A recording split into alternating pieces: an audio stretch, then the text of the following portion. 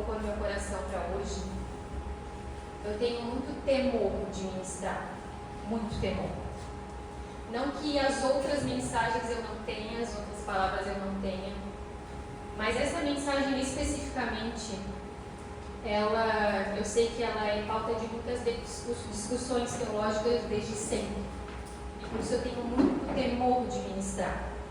É o tipo de coisa que é muito bom quando o Senhor fala com a gente, ministra o nosso coração, faz na gente, mas quando Ele dá a responsabilidade de passar, é bem custoso. E essa mensagem é sobre autoridade e propósitos divinos, como eles se manifestam na vida do homem e da mulher. E o título dessa mensagem é A Autoridade que Vem do Alto, o chamado para homens e mulheres no reino de Deus. O Senhor, Ele deixou um padrão na sua palavra para que a gente tivesse um padrão no seu plano, conforme o seu caráter e o seu coração. Lá em Gênesis 1, 26 ao 28, se você quiser abrir,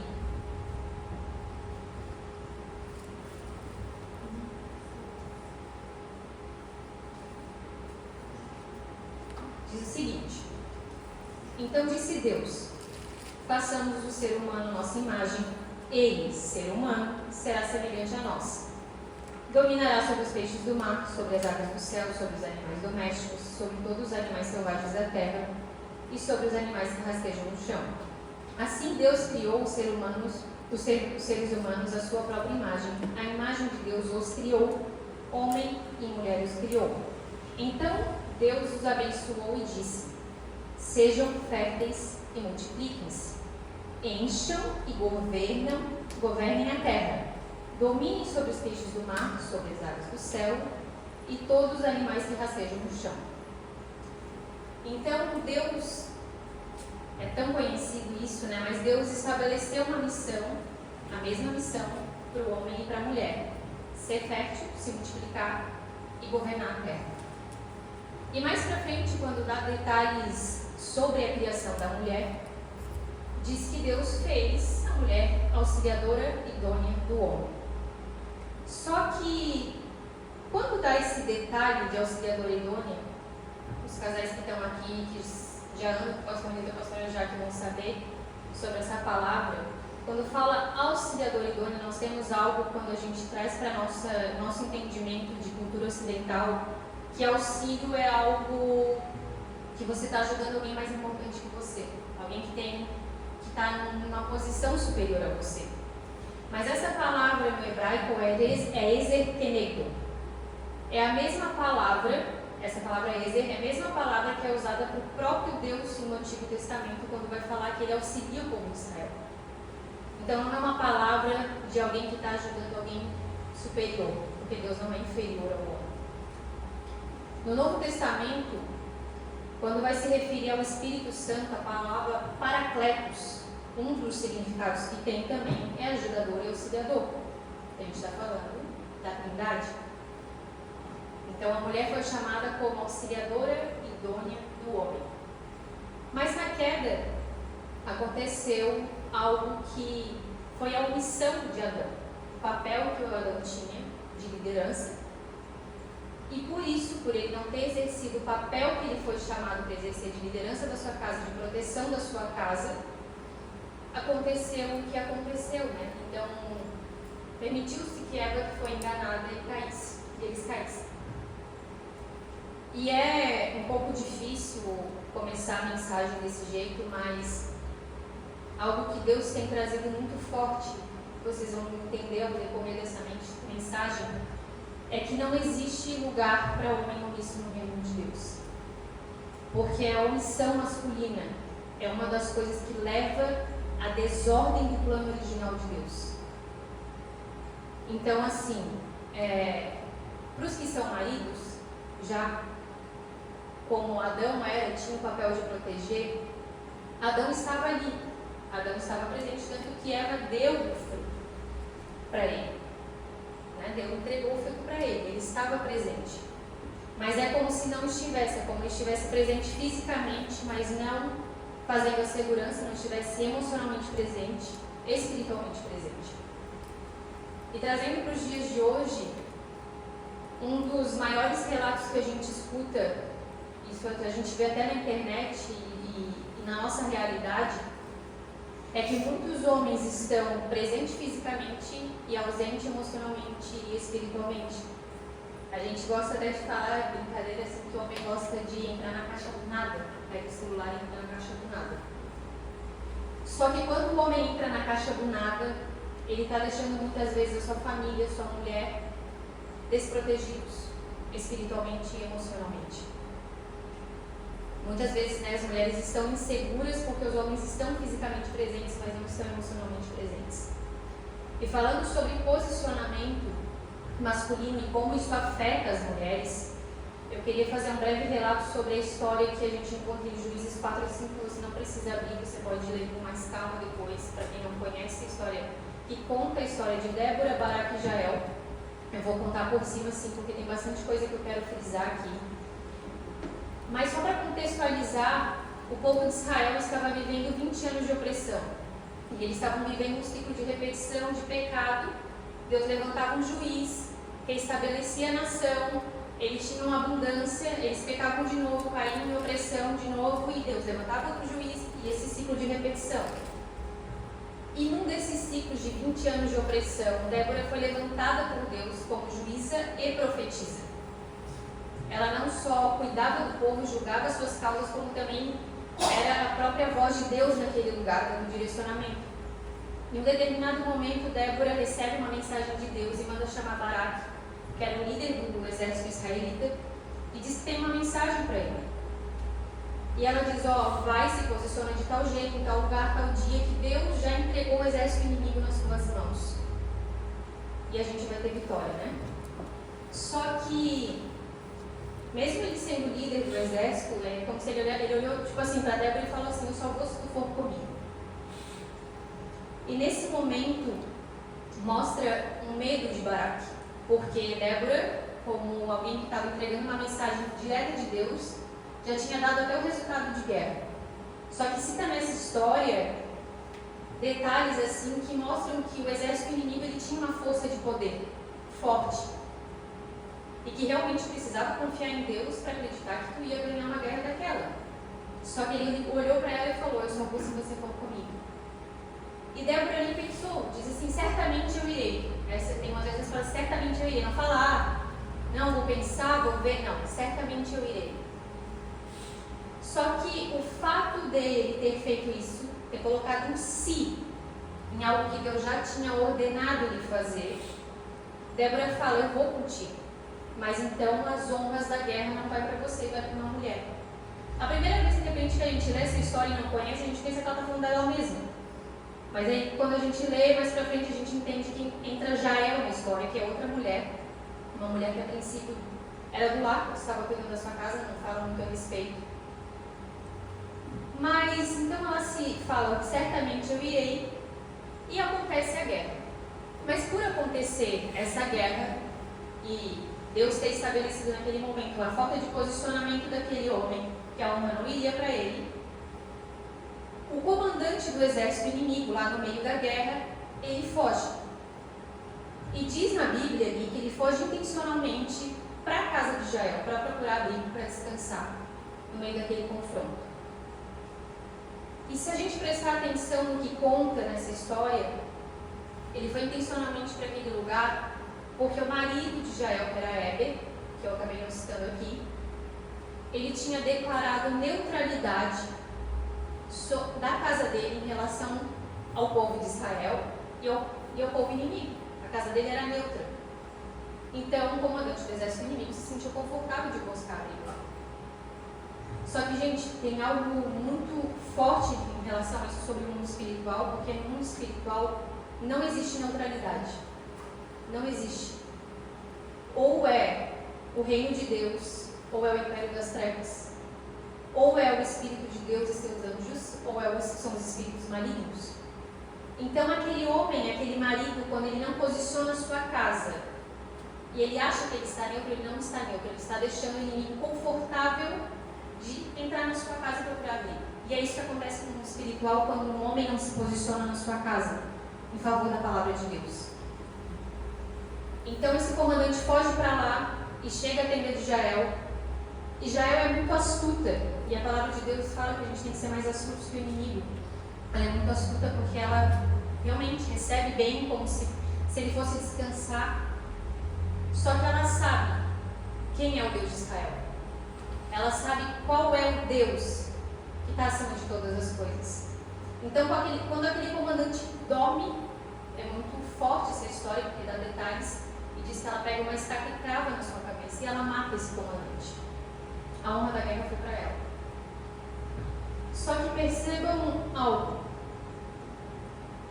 O primeiro posicionamento condicionado do si, lá atrás, levou duas mulheres diferentes a ter que fazer mais do que elas fariam.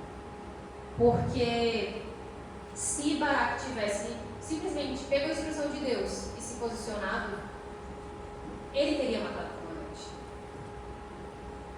Então, pela falta de posicionamento dele, Débora, que era para estar cuidando, julgando, ela teve que ir para um fronte de batalha.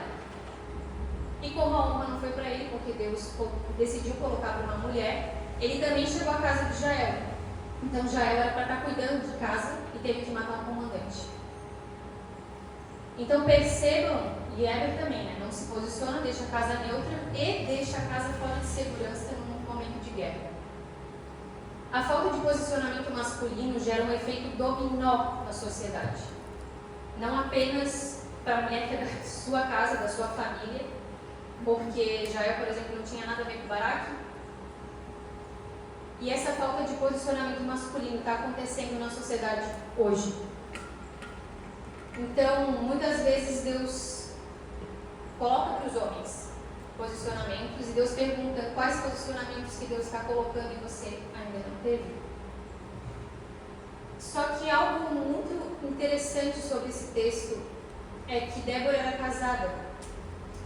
Mas se é o papel do homem proteger a mulher, por que ele não impediu Débora de ir para o fronte de guerra? E a gente não tem praticamente informação nenhuma na Bíblia sobre o marido de Débora, apenas que ela era mulher dele. E nós temos o nome dele, que é o suficiente para entender por que ele não impediu ela de ir para um fronte de guerra quando foi necessário. Lapidote, que é o nome de marido de Débora, um dos significados é chamas, tocha. Então, todo marido que reconhece o chamado da sua mulher serão como lapidotes. Eles não vão impedir o chamado, o ministério e aquilo que Deus tem para elas. Eles serão conhecidos por homens que iluminam o caminho dessas mulheres e incendeiam o chamado delas. São maridos e incentivadores. Só que Deus, ele derrama uma graça sobre mulheres que precisam lidar com situações que tiveram peso a mais por causa da falta de posicionamento de homens. Elas fizeram ali o que precisava ser feito, gente. E Deus ainda deu a honra para elas. Baraque, posteriormente, é citado até em Hebreus como herói da fé. E eu vejo muito isso como quando Jesus fala até no Novo Testamento, qual filho agradou mais o pai? Aquele que disse que iria e não foi? Ou aquele que disse que não iria e foi? E eu vejo muito isso em Baraque, porque ele condicionou, mas mesmo assim, com aquele medo, ele foi fazer o que ele tinha que fazer. E eu vou citar algo aqui em relação ao que eu passei, uma coisa que eu passei, que eu tive, gente, que agir como Débora, por causa de falta de posicionamento masculino. Uma das coisas que Deus colocou no meu coração, quando Deus foi ativando o chamado de cuidar de pessoas, foi cuidar de adolescentes. Foi a primeira coisa que eu comecei a fazer ministerialmente falando. E nesses acompanhar de adolescentes, quando a gente cuida de vidas, a gente escuta muitas coisas que não são boas, que não são legais, a gente tem que lidar com coisas que são tristes, que são difíceis.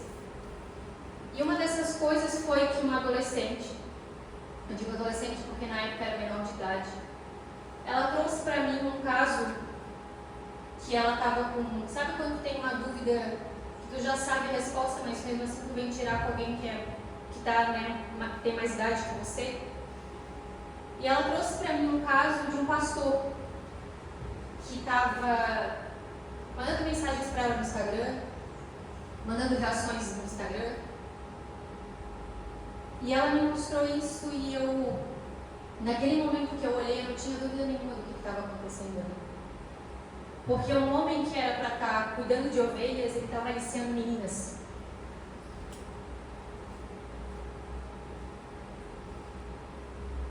É difícil falar sobre isso porque chega a dar náusea. Só que quando ela trouxe isso, posteriormente, nas não coincidências, porque não existe coincidência para Deus, acabam chegando outros casos aos meus ouvidos em relação a esse mesmo pastor. E, gente, o que eu posso dizer para vocês é que meu coração foi cheio de uma ira santa. E eu fiquei indignada. E naquele momento o Senhor me fez lembrar de algo que Ele tinha falado muito antes de eu começar a cuidar de adolescentes, sobre o meu chamado, que era cuidar, resgatar e fazer justiça pelos vulneráveis. E eu fui tomada de uma ira dentro de mim, no meu coração. Deus me lembrou também do meu temperamento, que Ele usaria quando Ele tivesse algo que eu precisasse fazer. Claro que precisa estar sob domínio, a gente consegue trabalhando nisso. Mas Ele me lembrou disso. E a minha vontade foi realmente mandar mensagem, vou. Mas eu orei, esperei o direcionamento de Deus, veio muito claro. E eu levei, naquela época, para o pastor, que era líder dos pastores. E aí eu levei mais uma testemunha comigo, de uma outra pessoa que era líder comigo na época, sabia do que estava acontecendo. Fomos nós conversar. E eu apresentei essa causa que estava acontecendo. E uma das coisas que é difícil para mim acreditar é que uma das primeiras coisas que eu escutei foi: Miriam, não é a primeira vez que isso acontece, mas não pensa não que não foi tratado com rigor, que não sei o que lá. E eu escutando aquilo, meu Deus, eu estou escutando isso mesmo. E continuou a conversa e eu mostrei e tal. Em determinado momento, quando a reunião estava encerrando, esse pastor, líder de pastores, pediu para a pessoa que estava testemunha junto comigo sair da sala e falou a seguinte coisa para mim: Miriam, faz o seguinte, manda uma mensagem para esse pastor que estava aliciando meninas, diz que tu tens os prints, tu tens as conversas e tu já falou com 3 pessoas da igreja, mas não diz que tu falou comigo. Não disse que tu esteve aqui comigo. E, gente, nesse momento, eu consigo entender o que está escrito sobre Débora, porque eu nem pensei. Eu não fiquei cogitando, não, tu tem que fazer isso, não é responsabilidade minha. Para mim, foi como eu leio de Débora, certamente eu irei. E foi o que eu fiz o que precisava ser feito.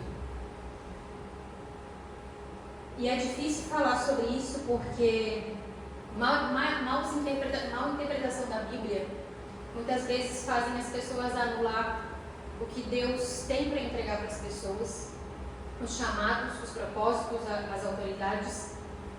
As interpretações errôneas da Bíblia nos levam a o papel do masculino e do feminino. Mas mais que isso ainda, que eu vejo um grande problema, é achar que a palavra de Deus se contradiz em algo. As pessoas, muitas vezes, as igrejas pegam versículos isolados, totalmente isolados, para justificar seus preconceitos, para poder dizer que o homem simplesmente vai mandar a mulher calar a boca, fica quieta, que mulher não pode estar ensinando, que mulher não pode estar batizando, que mulher não pode ser líder na igreja. E umas dessas interpretações errôneas acontecem principalmente nos textos de Paulo, nas epístolas, cartas paulinas do Novo Testamento. Só que eu preciso de informações para conseguir ler essas cartas, interpretar de maneira correta e trazer o ensinamento que eu consigo trazer para a minha vida e aplicar na minha vida. Porque essas cartas, elas não foram escritas por leitores do século XXI. só que sim existem verdades absolutas naquelas cartas. E verdades absolutas para a minha vida e para a sua vida. Então, Paulo, quando estava escrevendo, não estava pensando no cânon bíblico, que seriam os livros inspirados por Deus. Ele estava escrevendo, por exemplo, para Timóteo. Então, a gente precisa saber quem escreveu, para quem foram escritas, o que estava acontecendo naquela comunidade, qual era a cultura daquele lugar, para entender o que estava sendo dito. Porque, gente, não faz sentido. Por exemplo, pastor Milton e a pastora já estão viajando, certo? Tem coisas que eles vão falar aqui na igreja que eles não precisam dar detalhes para mim ou para a pastora Michele, porque a gente conhece essa comunidade aqui. A gente sabe o que está acontecendo aqui. Então, se alguém pegar, por exemplo, uma mensagem que foi mandada para mim ou para a pastora Michele, alguma pessoa pode não entender. E é isso que acontece quando a gente pega uma carta fora de conceito, de contexto.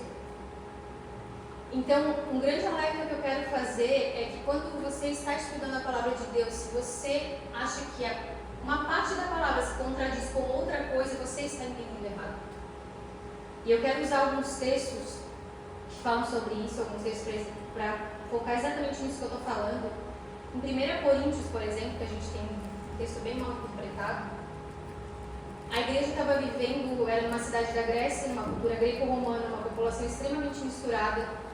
E a igreja de Cristo em si estava com problemas de muita imoralidade sexual, de divisão, de escândalos morais, disputas de dons e desordem nos cultos. Então, em 1 Coríntios 14, 34 a 35, quando Paulo manda se calar, e ele também fala para a mulher se calar, ele ali especificamente está falando de ordem no culto.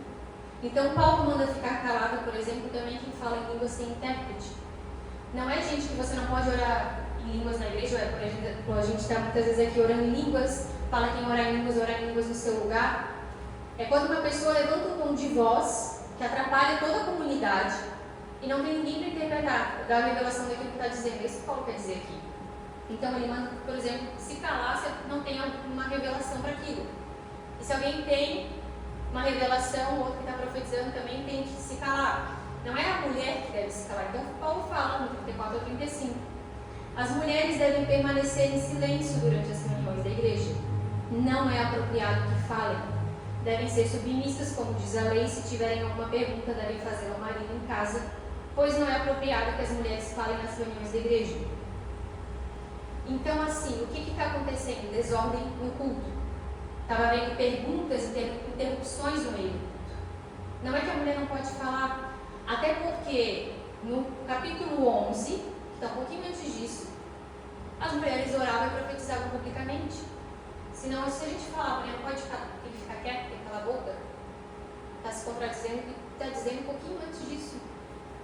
Lá em 1 Timóteo 2, Paulo estava escrevendo para Timóteo, como eu falei, alertando sobre o que estava acontecendo na igreja de Éfeso, falsos ensinos, heresias, coisas contrárias à palavra de Deus. Havia um grande culto à deusa Artemis naquele lugar, que depois ficou conhecida como Diana, pelos romanos. E essa deusa, gente, ela era conhecida assim pelo empoderamento feminino, digamos assim, de fertilidade. Era virgem, mas era fértil, então ela não dependia dos homens. E havia mitos acontecendo no lugar que era falado que a mulher nasceu antes do homem. Então, quando Paulo está escrevendo a Timóteo, Paulo está combatendo tudo isso entrando dentro da igreja. Porque o culto a essa deusa fala lá em Atos que teve grandes problemas por causa dessa deusa, era realmente algo muito forte naquele lugar. Então, lá em 1 Timóteo, Paulo fala das vestimentas das mulheres sobre a modéstia, que devem chamar a atenção pelas suas obras, por causa do que estava acontecendo. E aí diz que elas devem ficar em silêncio. E aí presta atenção, do 11 ao 15. As mulheres devem aprender em silêncio e com toda submissão. Não permito que as mulheres ensinem aos homens, nem que tenham autoridade sobre eles. Antes, devem ouvir em silêncio, porque primeiro Deus fez Adão e depois Deus fez Eva. E não foi Adão enganado, a mulher foi enganada. e o resultado foi o pecado. Mas as mulheres serão salvas dando à luz, desde que continuem a viver na fé, no amor, na santidade e com discrição. Essa palavra silêncio significa descanso no grego. E essa palavra autoridade, não permito que tenha autoridade sobre os homens, exercer domínio abusivo. Então, quando Paulo está dando essa instrução para a igreja de Éfeso, ele está protegendo a igreja de falsos ensinos, conduzindo as mulheres à doutrina correta e evitando que os ensinos pagãos se infiltrassem na igreja. Então, a gente tem que ter de novo essa intenção, que a Bíblia não se contradiz. No livro de Atos fala que Priscila, era mulher de Áquila, ensinava, e ela ensinou com mais exatidão o caminho de Deus para Paulo, que era um grande pregador. Diz que ele só conhecia o batismo nas águas. Então Priscila diz que Priscila ensinou com mais exatidão. Em Colossenses 3,16 diz o seguinte: que a mensagem a respeito de Cristo, em toda a sua riqueza, preenche a vida de vocês. Ensinem e aconselhem uns aos outros com toda a sabedoria. Ensinem e aconselhem uns aos outros com toda a sabedoria. Não tem como passar ensinamento daquilo que você não sabe, que você não recebeu. Então, nós não precisamos, na verdade, estar num lugar de ensino, como eram as sinagogas, como são as igrejas hoje, as faculdades, as escolas, para sermos influenciados por falsos ensinos e por heresias. Tem 7 esferas de influência na sociedade, que são a igreja, a família, artes, entretenimento, educação, comunicação, economia e governo. E tudo isso influencia a nossa vida. Então, quanto mais base a gente tem na palavra e mais intimidade com Deus, menos influenciados nós somos por aquilo que está ao nosso redor, nessas 7 esferas. E eu falo isso, gente, por experiência própria. Eu não vou contar meu testemunho aqui, mas eu preciso dar um breve relato assim, da minha história para fazer comparação com isso. Porque sim, eu nasci num lar cristão. Eu tinha um pouco do fundamento, porque eu não firmei tanto a minha fé assim, e na minha juventude eu me afastei. E quando eu me afastei na minha juventude, e posteriormente na minha vida adulta, eu vivi algo que não era o plano de Deus. Eu vivia aquilo que não era o plano original de Deus. Então eu vivia desordem, eu vivia o engano. E eu, por exemplo, tinha o sonho de ser mãe muito cedo, com 25 anos, no máximo. Era meu sonho, sim, de menina.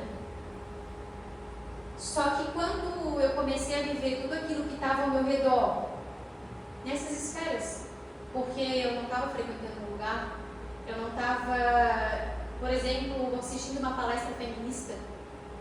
O que eu fazia era a minha vida, o meu trabalho, eram os meus pseudo-amigos, eram as séries que eu assistia, eram os filmes que eu via.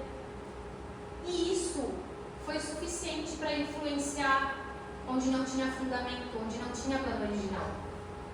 Então, aquele sonho, por exemplo, de ser mãe com 25 anos de idade, quando eu começo a viver o que é desordem dentro de mim e naquilo que eu estou vivendo, aquilo vai sendo jogado para depois. Não quero ser mãe agora, vou botar carreira, vou botar sucesso em primeiro lugar. Preciso atingir meta. Mais trabalho, mais sucesso. Não quero mais ser mãe agora, não. Então, eu comecei a perceber que, na verdade, quando falava a palavra submissão para mim, eu tinha pavor, porque eu não entendia o que era. E eu comecei a combater dentro de mim, até uma luta de desgaste desnecessário, combatendo algo que nem existia. Porque submissão para mim é cala a boca, baixa a cabeça e anda. Isso era submissão para mim.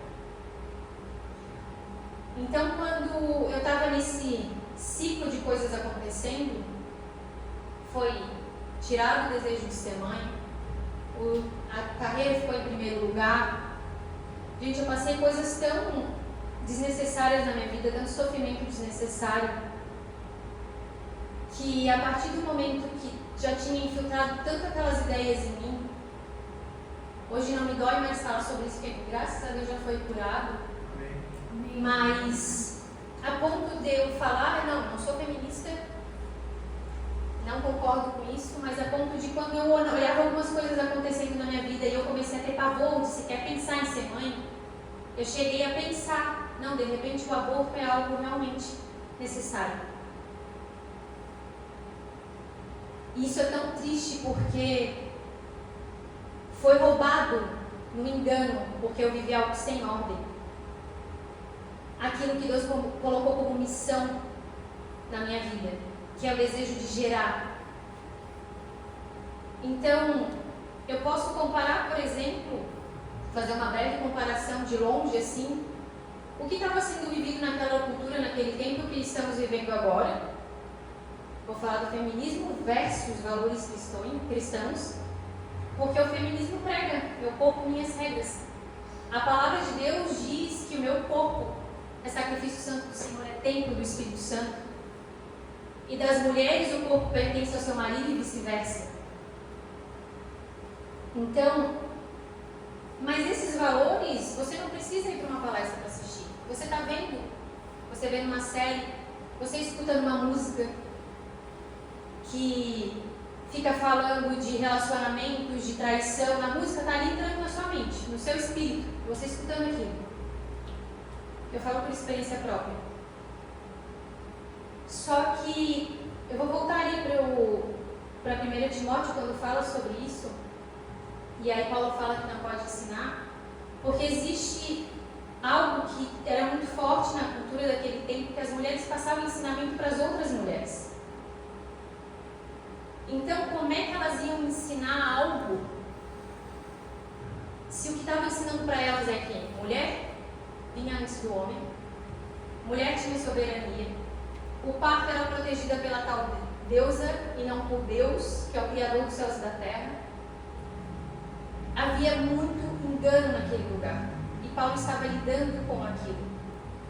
Quando fala que Eva foi enganada, não é porque as mulheres são mais fáceis de enganar, é porque quando a mulher sai do seu lugar de submissão, é isso que acontece.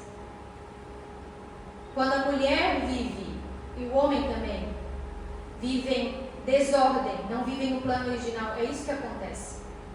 Engano, e depois transgressão. Mas diz assim, as mulheres serão salvas dando luz a filhos, desde que continuem a viver na fé, no amor e na santidade com descrição. Só que a gente sabe que ser salvo não é por obras. Então o que Paulo está falando aqui? Essa palavra salvação aqui, Paulo usa em outros versículos também para falar salvação de coisas relacionadas à queda. Então está falando de restauração de resultados da queda. E uma das coisas que aconteceu, por exemplo, comigo, foi esse fato de não querer gerar. Elas serão salvas dando à luz a filhos. E, gente, eu não sou, por exemplo, mãe ainda fisicamente falando. Eu não gerei uma criança fisicamente falando. Só que quando o Senhor me resgatou, eu me lembro como se fosse ontem, que quando eu pedi para Deus restaura tudo, cura tudo. Uma das primeiras coisas que aconteceu foi eu receber uma palavra enquanto uma pessoa orava por mim.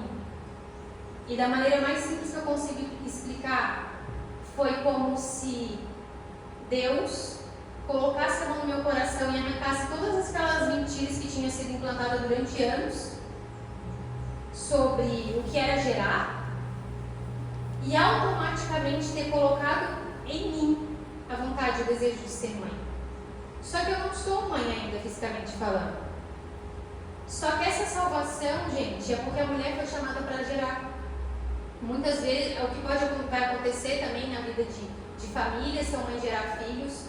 Só que as mulheres foram chamadas também para gerar espiritualmente, para Deus. Então, quando a gente está gerando espiritualmente, uma das primeiras coisas que Deus resgatou foi nesse cuidado, por exemplo, de ter filhos espirituais. Foi quando, lá no começo também, neste caso, eu fui orar por essa adolescente que sofria rejeição paterna, sofria rejeição da mãe também. E Deus falou para mim, ela é tua filha espiritual nesse momento. E aquilo ali foi me salvando de todo o engano que eu tinha caído. Então as mulheres, elas foram chamadas para gerar E Paulo fala, desde que continuem na fé, no amor, na discrição, porque tu precisa permanecer na palavra de Deus. Não basta você, mulher, gerar o que Deus quer que você gere e você não continuar vivendo aquilo. Então, Deus precisou restaurar tudo isso no meu coração, a ordem que tinha sido perdida das escolhas que eu tinha feito, que inconscientemente influenciaram na minha identidade, nos meus valores, e que tirou as peças do lugar. A ordem de Deus, gente, ela significa proteção para as nossas vidas. Aconteceu algo aqui muito curioso aqui durante a obra da igreja, que um passarinho caiu do ninho aqui na frente, num dos dias que a gente estava na obra aqui da igreja. E quando a gente foi pegar ele, minha mãezinha estava perto, trazia comida, a gente ia embora e a gente fica assim, o que a gente vai fazer com ele, né? Aí a mãe teve a ideia de a gente bolar um ninhozinho para ele. Eu peguei um negocinho de isopor que estava ali, que era realmente muito parecido com um ninho, assim no formato. Coloquei folhinhas secas, botei ele dentro do ninho e coloquei ele na árvore. E quando eu coloquei ele na árvore, deixamos, a mãezinha teve acesso a ele, a gente foi embora. Naquele dia, gente, caiu uma dessas tempestades de verão.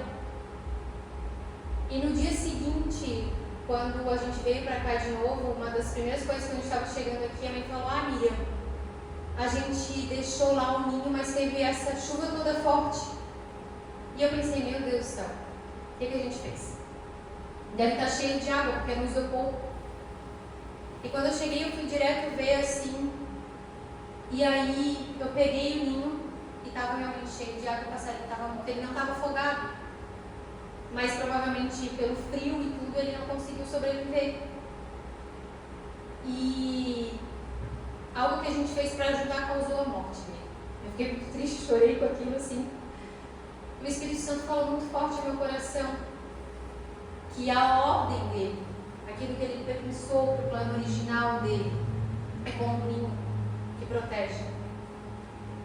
E uma coisa, por exemplo, que a gente traz para o que estamos falando agora, é que esse ninho, por exemplo, quando a gente fala de casamento, o ninho que eu fiz de isopor é uma união estável. Por quê?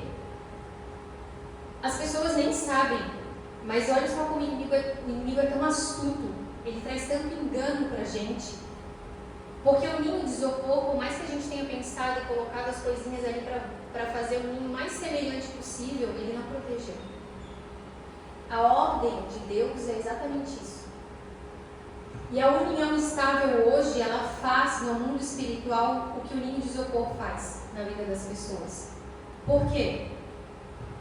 Por causa das portas do mundo espiritual e aquilo que tu declara quando tu está assinando aquele papel. E o inimigo é tão astuto que as pessoas não sabem isso. Por quê? Quando tu casa, tu faz uma aliança. E no mundo espiritual, vocês estão selados com a graça de Deus e a bênção de Deus quando isso acontece. Deus é um Deus de alianças. Não à toa Deus colocou a aliança como marca dessa igreja. Deus é um Deus de alianças. E a união estável é você falar assim, eu estou aqui, eu estou usufruindo disso, mas ele não me pertence e ela não me pertence. E no mundo espiritual isso tem um peso. Por quê? Porque a união estável, tu assina o documento, tu fala, tu tá junto, mas tu não está assumindo a responsabilidade porque é o único documento que tu continua solteiro. Então, gente, em lugar nenhum do mundo, você não precisa de um documento para dizer, por exemplo, eu pertenço a essa pessoa pertence a mim. Obviamente a cultura mudou ao longo do tempo, mas o que isso acontece no mundo espiritual? É você dizer assim, é muito fácil, você assina no papel, então se der um ruim ali, não pertence a mim, não pertence a ela. Aí, espiritualmente falando, quando isso acontece, você não tem aquela proteção espiritual de estar selado no matrimônio santo. Por isso que a união estável é como um ninho de isopor no mundo espiritual. E Deus sempre Deus, quando Ele mandou Jesus para se sacrificar por nós, a intenção dele não foi, eu boto entre 1000 aspas, apenas nos dar a salvação eterna, mas recuperar, resgatar, restaurar tudo que foi perdido na queda.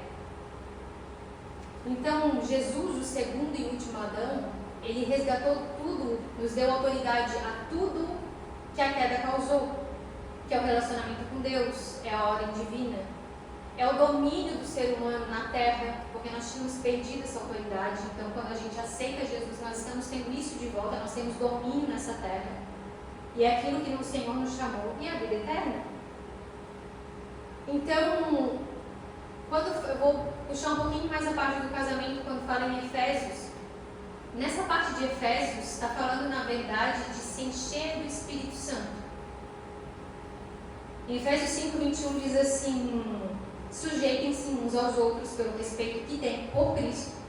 As mulheres obedeçam aos seus maridos como ao Senhor, pois assim como Cristo é o cabeça para a igreja, também o marido é para a mulher. Cristo é o Salvador do corpo, que é a igreja. Ora, assim como a igreja obedece a Cristo, também as mulheres devem obedecer tudo aos seus maridos. Os maridos devem amar suas esposas, como também Cristo amou a igreja e deu a sua vida por ela. Então, essa palavra de obedecer ao marido, ela é de uma atitude voluntária, de respeito. Inclusive, não é nem a mesma palavra obediência quando fala de mulher e quando fala de filhos, porque de filhos é de forma literal. Só que quando a gente fala dessa palavra cabeça, a primeira coisa que vem na nossa mente, na nossa cultura e no nosso entendimento é a autoridade. Só que também se perde o significado espiritual também disso, porque quando Paulo usa cabeça aqui, ele está falando de fonte. É uma metáfora que ele usava para aquele povo, daquela linguagem, e é fonte. Então, Cristo é a fonte da igreja, a mulher e o homem é a fonte da mulher. Por quê? Eva veio de Adão, gente. Então, ali você tem fonte e você tem a conexão. Por quê? Porque Cristo, o cabeça, ele comanda tudo. Aleluia. Então, mas a gente está falando de fonte, então não é simplesmente sobre autoridade, tem diferença autoridade e autoritarismo. Porque a mulher tem uma servidão voluntária de amor, de respeito. Só que não tem como o marido amar a mulher como Cristo amou a igreja, se ele não souber o que é isso, que é sacrificial, é proteção. Essa palavra de ser cabeça, de primazia do marido, é proteção. Proteção não apenas física, mas não apenas externa também, mas emocional, espiritual. É provisão, não limitado ao financeiro, porque pode ter, por exemplo, uma mulher que ganha sim 10 vezes mais que o homem. Mas desde que você saiba qual é o seu lugar naquilo que você está exercendo. Mas a provisão não é simplesmente financeira, ela é emocional também. O homem não consegue prover segurança emocional quando ele não tem firme presença e constância. E o sacerdócio, que tem responsabilidade de manter a casa ligada com a fonte. Como é que a sua casa do homem, né, vai se manter ligada à fonte se o homem não faz esse papel de busca a Deus? Como é que os filhos depois vão ver um sacerdote que liga sua casa a Deus se eles não veem um pai que busca a Deus, que lê a palavra, que ora? Só que assim, gente, eu não vim para pregar para casais hoje. Só que eu creio que, por exemplo, os que não estão aqui casados ainda, eu creio que Deus tem um casamento. Se você não está casado ainda, possivelmente você vai casar. A menos que, claro, Deus tenha um dom, que é um dom, gente. Celibato é um dom, é uma coisa diferenciada. E não só por isso, não só pelo depois, mas porque a dinâmica do casamento, ela representa o relacionamento de Deus com a gente. Então, quando a gente entende esse fundamento, nós entendemos também como Deus se relaciona com a gente. É uma maneira mais simples que tem, e é usada várias vezes na Bíblia, para falar do relacionamento de Deus com a gente. Então, toda pessoa precisa entender esse fundamento para exercer a sua missão, o seu propósito de Deus nessa terra. Esse entendimento de ordem. Porque a falta dessa ordem de Deus tem afetado a sociedade de maneiras gerais. Porque onde não existe ordem divina, existe caos terreno. Nós, como filhos de Deus, fomos chamados para trazer o reino de Deus para essa terra. Amém. Só que assim, de repente você está aqui escutando tudo isso e você pensa assim, tá, Miriam, mas eu sou solteira, eu sou viúva, eu sou divorciada. Como é que eu fico nesse instante? O meu chamado, o que acontece se está falando tanto da autoridade do homem e da mulher, em relação ao homem e à mulher? Porque sim, há uma cobrança muito forte, muitas vezes por mulheres que são sozinhas, mães solteiras. Só que Deus faz pela mulher sozinha esse papel de marido celestial. Lá em Isaías 54, 4 e 5, fala claramente assim como é dito, Deus tratando Israel como uma mulher sozinha. E olha só o que a palavra diz. Não se assuste, você não será envergonhada. Não tenha medo, você não sofrerá humilhação. Não se livrará mais da vergonha da sua juventude, nem da tristeza da sua viuvez. Pois seu marido será aquele que a fez. O Senhor dos Exércitos é seu nome. Ele é seu Redentor, o Santo de Israel, o Deus de toda a terra. Deus assume o papel de prover, de proteger, de dar identidade. Porque a mulher, quando se casa, ela usa, né, o nome do marido. Então, Deus faz todas essas coisas por uma mulher que está sozinha. Só que Deus provê, Deus protege. Está aqui na palavra dele a promessa. Mas tem muita coisa aqui para te deixar de lado o cansaço que está vivendo, a sobrecarga que está vivendo. Tu precisa tomar posse dessa palavra e falar: o Senhor é meu marido, aquele que me fez, o Senhor de Israel. Porque não adianta estar a promessa aqui e você se desesperar, porque não tem a proteção, porque não tem a provisão. Deus está fazendo esse papel. Enquanto não tiver, né? Mulheres muitas vezes são chamadas para se despertar como Débora, mas ainda não tem ali o lapidote fisicamente falando, não tem a mulher, o homem para incendiar o chamado dela. O Espírito Santo está fazendo esse papel enquanto isso. Então, mesmo, por exemplo, que Deus já entregou uma família, entregou um marido, gente, Deus falou muito comigo sobre isso quando eu estava na última Olimpíada, porque eu sou levada a muita exaustão física quando eu estou trabalhando em viagem. Muito, já passei assim cada perrengue que só Jesus para dar graça. Mas essa Olimpíada especificamente, a última, me levou a um nível de exaustão que eu nunca tinha vivido na minha vida, que passou o meu limite. E eu ia ficar um mês, se eu não me engano, lá, e eu me lembro que em uma semana minha mala de equipamentos costuma pesar assim em torno de 20 quilos mais ou menos quando está com tudo que eu preciso carregar. E Paris, por mais que seja uma cidade linda e maravilhosa, ela é zero acessibilidade. Então, meu deslocamento para as arenas era no metrô, que eu tinha que ir nas escadas e carregar aquilo lá, levantar na escada, descer na arena, fotografava com o equipamento ficou pesado, tinha que trocar de spot, ia para outra arena, carregava tudo nas escadas, subia e descia 300 mil vezes por dia, perdi a conta quanto eu subi dessa escada com o equipamento. E eu me lembro que uma semana, mais ou menos, que eu estava lá, foi um dia que eu precisei sair com todos os equipamentos que eu tinha que sair, que eu ia fazer coisas diferentes. E eu chorava de dor muscular. E eu me ajoelhei no quarto do hotel aquele dia e eu falei: Deus, eu não consigo sair do hotel hoje. Eu não tenho força para trabalhar, eu preciso da força de sanção aqui hoje. Por favor, derrama uma graça sobre mim. E gente, quer que eu sacrifique? Quer não. Eu me arrumei. A hora que eu fui colocar minha mochila nas costas e puxar minha mala, eu não senti nada. Era como se eu estivesse carregando uma pena. Aleluia. Amém, aleluia. E o que eu quero dizer com isso? Não adiantaria, gente, eu estar casada naquele momento. A menos que eu pagasse para trabalhar, eu ia levar meu marido para carregar a mala comigo. Não ia adiantar nada para o marido naquele momento. Era eu e Deus.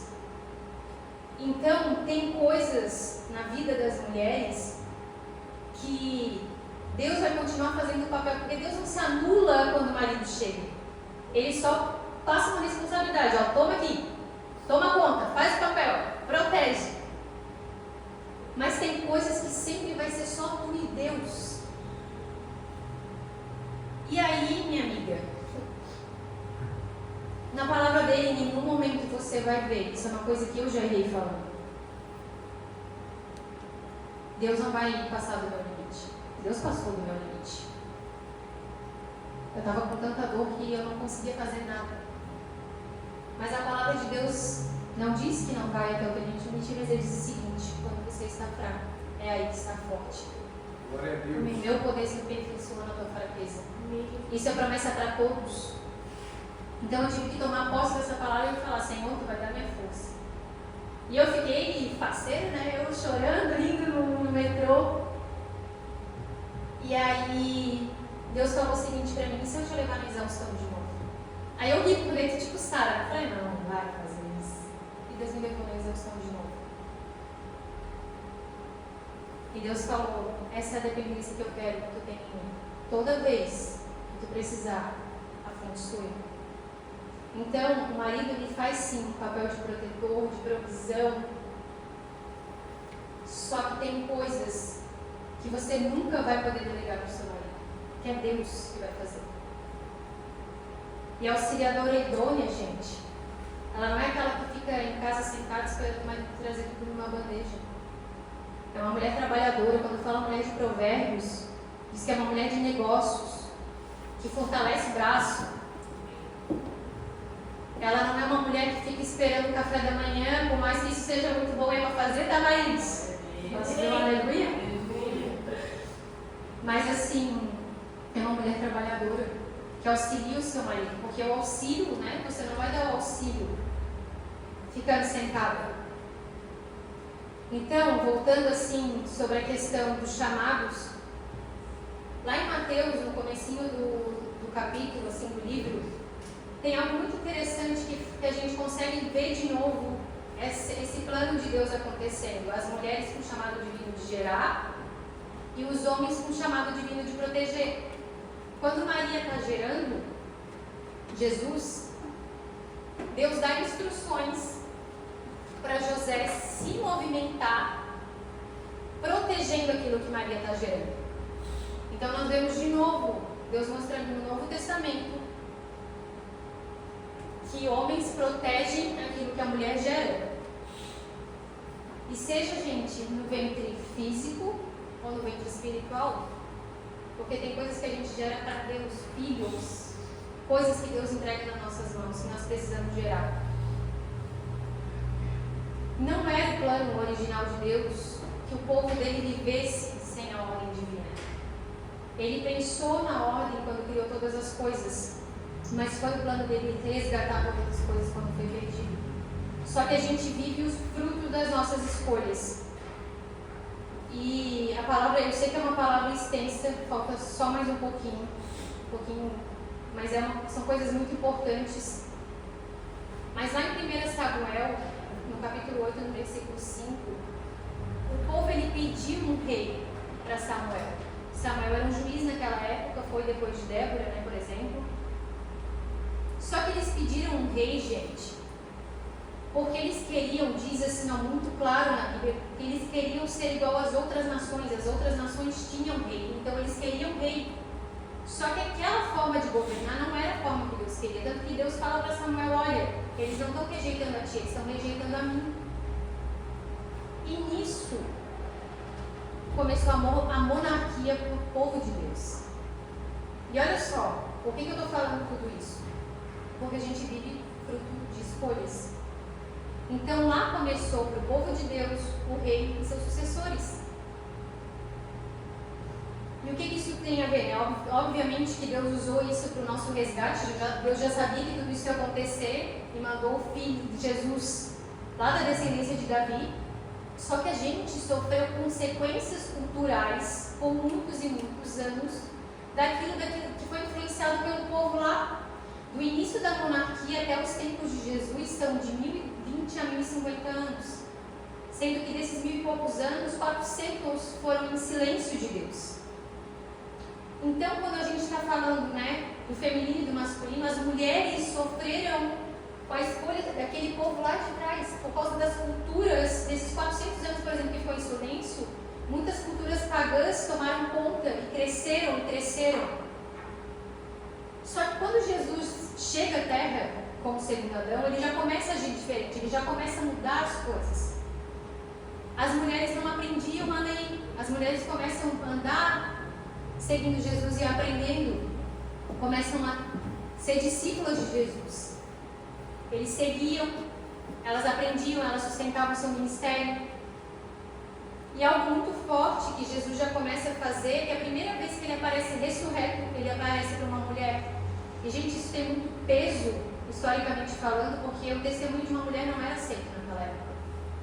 Então, para ser aceita, porque foi algo realmente muito forte. Mas aí tem muita gente que pensa assim, tá, mas então por que Jesus não nomeou nos 12 discípulos? Por que não tinha mulher nos 12, né? Nos 12 chamados? E, gente, é muito simples, uma breve pesquisa assim no Google, não precisa muita coisa, não precisa muito esforço. Se você vê o significado do que é os 12 discípulos, você vai ver que não faz sentido nenhum ser mulher. Porque os 12 discípulos representam a restauração das 12 tribos de Israel.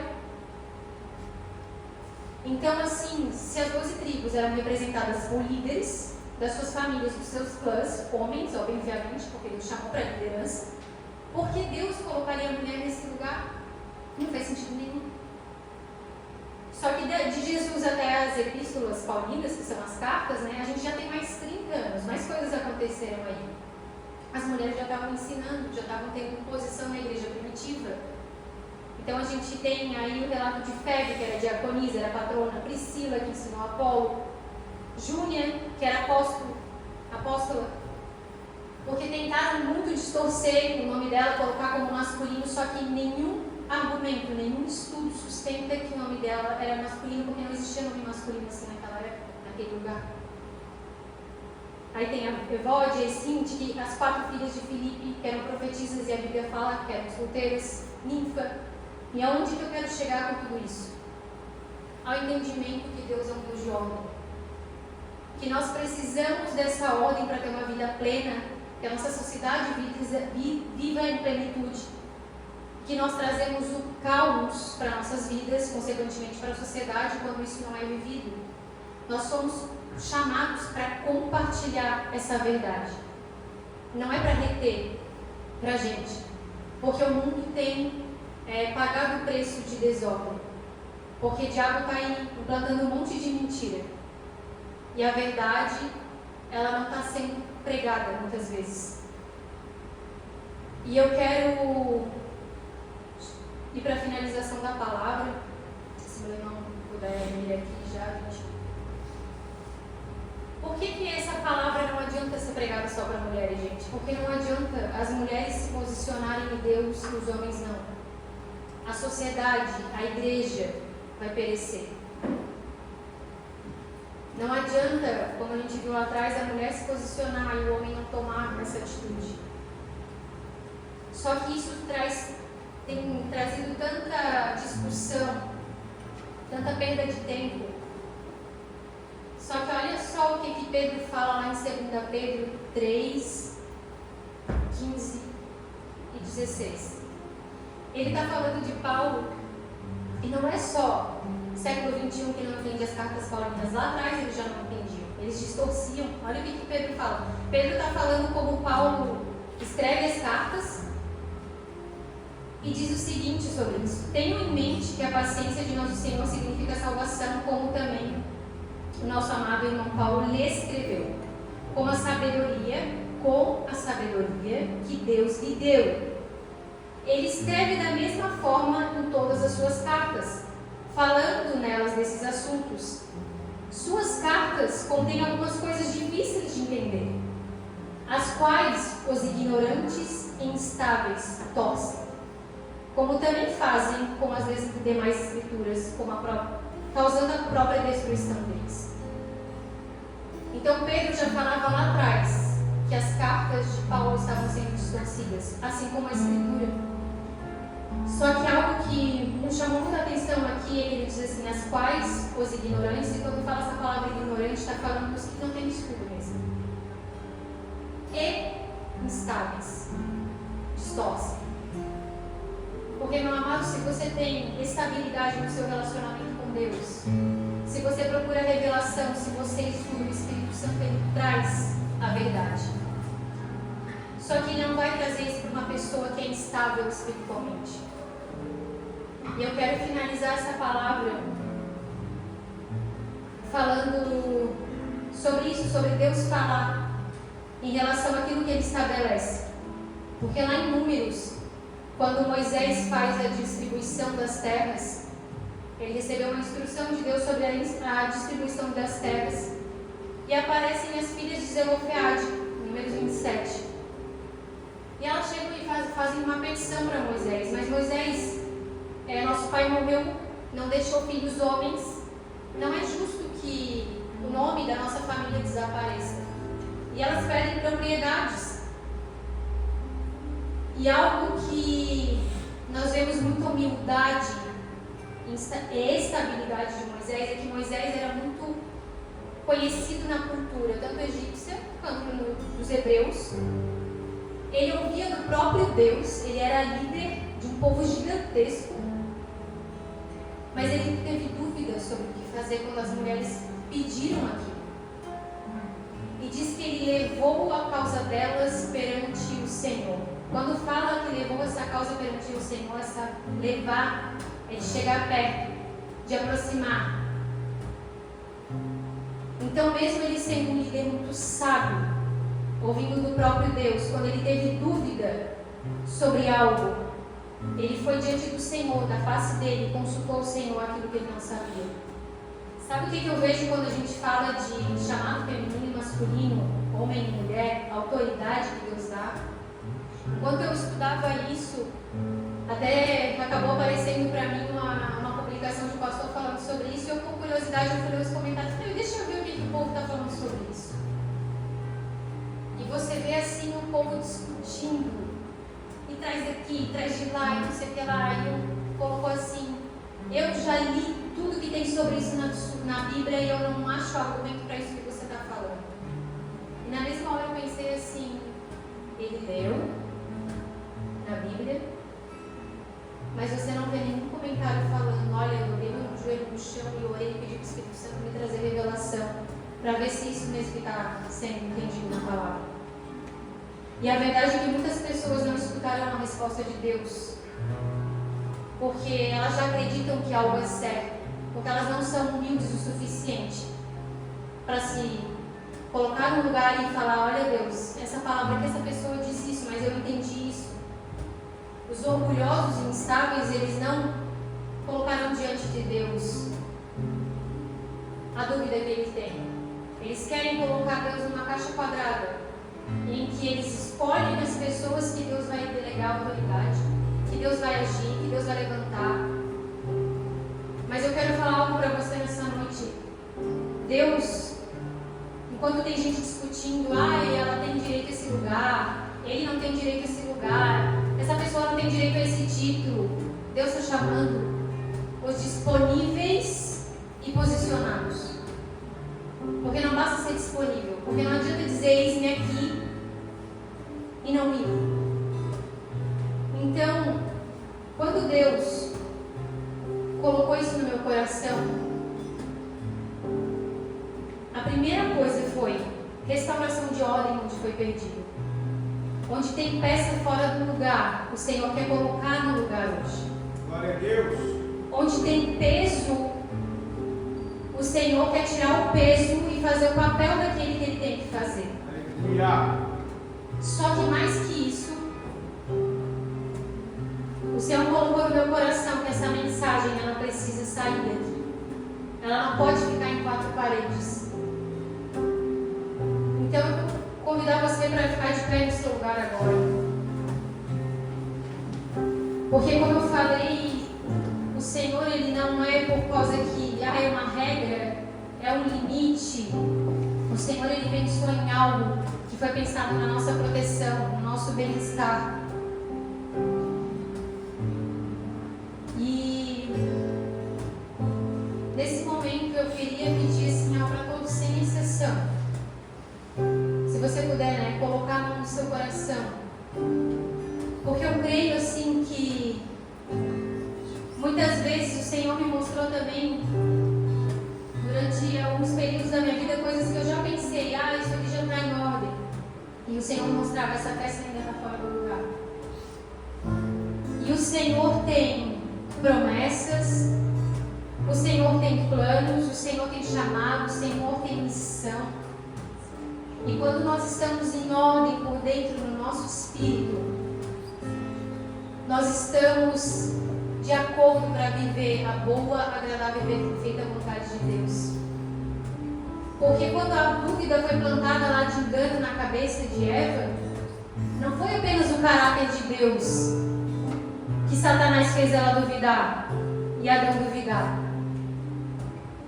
Aquilo que eles foram chamados para ser e fazer não era o suficiente, porque eles desejaram ser como Deus.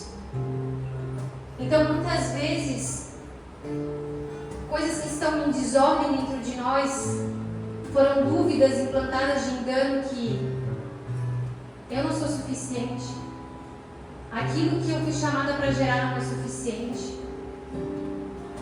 E eu queria fazer uma oração nesse momento sobre isso especificamente. Ó Senhor Deus e Pai, nós te agradecemos pela Tua palavra, por aquilo que Tu trouxe, Senhor, neste lugar. E eu te peço, Espírito Santo de Deus, para passar agora nos corações, nas mentes, qualquer desordem que foi causada na sua vida, seja por trauma, sobre coisas que foram vividas, sobre coisas que foram influenciadas na sua mente. Eu declaro a ordem passando agora de Deus e tudo sendo restabelecido no seu lugar, em nome de Jesus. Tudo que foi tirado de ordem do plano divino está sendo colocado agora.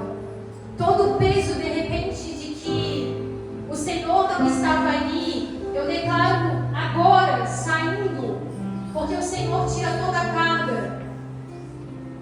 Eu declaro em nome de Jesus os nossos papéis, as funções, os chamados sendo estabelecidos como na origem. Aquilo que o Senhor te chamou para gerar é suficiente.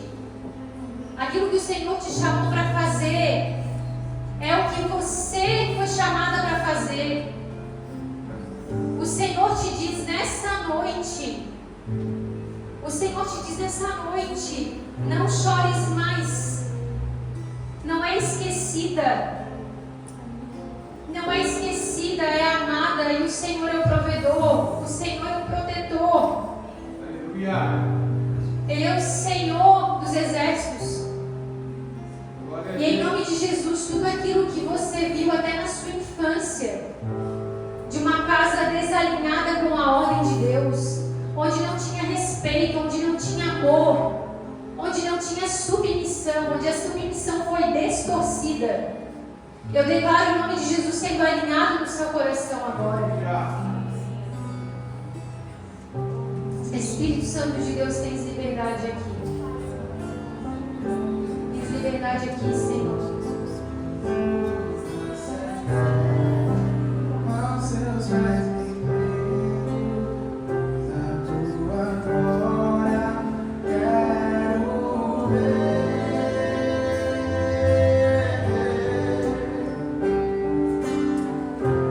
Pai, eu amo a presença.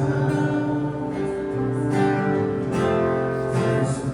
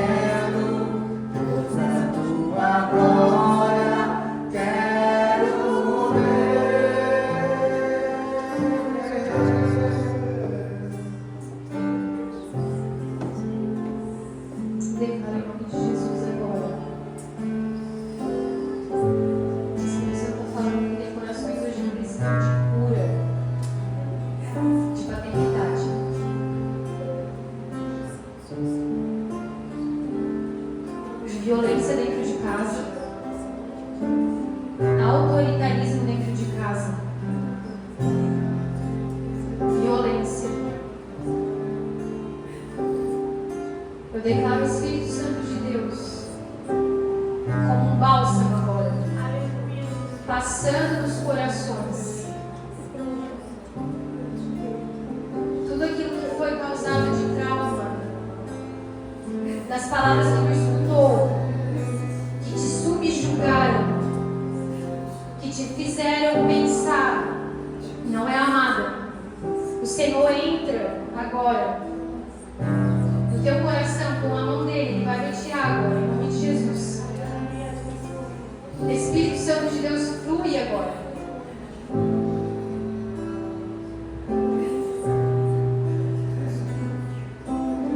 Existe uma sensação de abandono no coração, o Senhor me fala. Eu fui abandonada, eu fui esquecida. Eu não dou conta. E eu declaro agora o Espírito Santo de Deus, trazendo o aconchego, trazendo o amor, trazendo a memória. Eu declaro trazendo a memória agora aquilo que traz esperança. A casa que foi sonhada, o Senhor não esqueceu. A família que foi sonhada, o Senhor diz: não esqueci.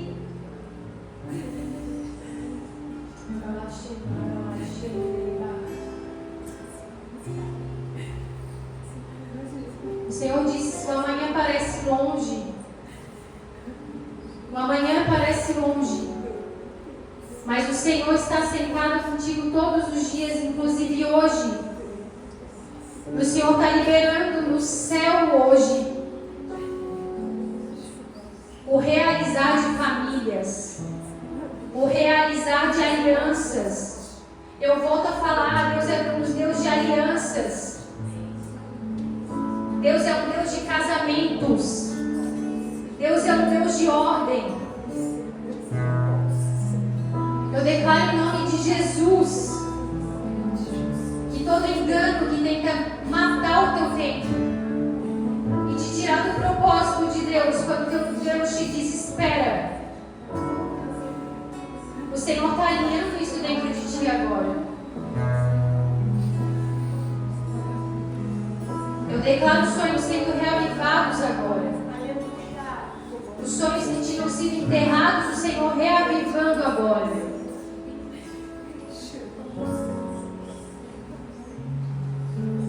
O Senhor vê a casa que você sonha. E o Senhor diz: pode um filho pedir pão e eu dar pedra? Pode um filho pedir pão e eu dar pedra? O Senhor diz. O Senhor já viu a família, o Senhor já viu os filhos. E o Senhor diz: só continua na minha presença enquanto eu entrego. Só busca e eu entrego. Eu entrego a provisão, eu entrego a segurança. Aleluia. Eu entrego a família. Obrigado, Senhor.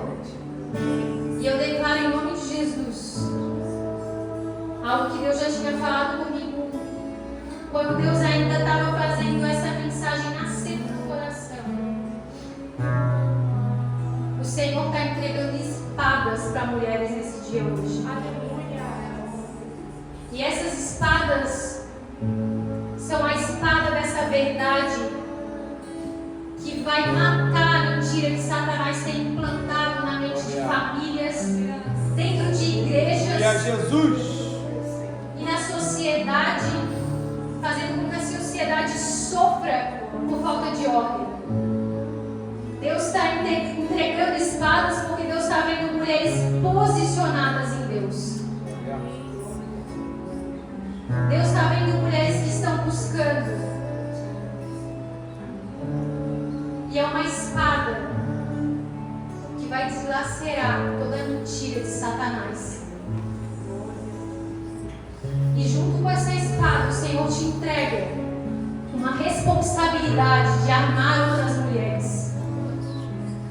E os homens que estão neste lugar têm a responsabilidade de levar para outros homens, levar para suas famílias, levar para os seus filhos e ensiná-los de acordo com a palavra de Deus, ensinando a submissão, o cuidado, o amor, a autoridade.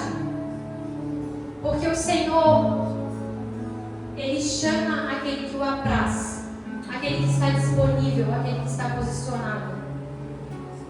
Eu declaro em nome de Jesus restituição daquilo que foi roubado. Dos anos em que os gafanhotos vieram, um tempo de restituição. E aqueles que de repente se perguntam como que eu vou levar isso para minha casa. E o Senhor te diz hoje, você vai apenas mostrar o meu amor. E o resto Ele vai fazer. Ele vai alcançar, Ele vai convencer, Ele vai trabalhar. Parece uma mensagem difícil de levar, né? Uma mensagem impossível de viver. Mas, amado, o Senhor é o Senhor dos exércitos. Enquanto nós estamos assim com as nossas dúvidas, Ele já está mandando os anjos lá à frente para trabalhar. Então, Ele cuida da sua casa. Não te preocupa, apenas busca Deus. Deixa que Ele convence, deixa que Ele